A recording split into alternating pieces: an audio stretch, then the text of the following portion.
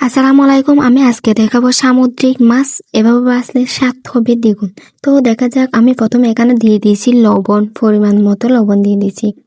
তারপর দিয়ে দিয়েছি হালকা একটু মশলা, হাফ চামচের থেকে একটু কম, ধনের গুঁড়া, মরিচের গুঁড়া, তো হলুদের গুঁড়া একটু বেশি দিয়েছি। আমি 1 চামচ মতো করে দিয়েছি। তো আমি সবগুলা মিক্স করে নিছি। তো পাতিলে দিয়ে দিলাম তেল, এখানে তেল বসিয়ে দিছি। তো আমি এখানে দিয়ে দিব মাছ। আমি একটা একটা মাছ দিয়ে দিচ্ছি। একটা একটা মাছ দিয়ে হয়ে গেল। এখানে আমি কয়েক মিনিট পর্যন্ত রেখে দিয়েছিলাম। তো এখন উল্টে দেব। আমি আস্তে আস্তে করে উল্টে দিচ্ছি যেন ভেঙে না যায়, কারণ সামুদ্রিক মাছ একটু নরমই হয়। আস্তে আস্তে উল্টাতে হবে। যদি তেলের মধ্যে একটু লবণ দিয়ে দেন তাহলে একদম লাগবে না।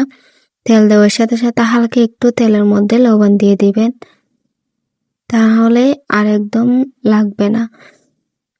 তো আমি আস্তে আস্তে উল্টে দিয়েছি আবারও।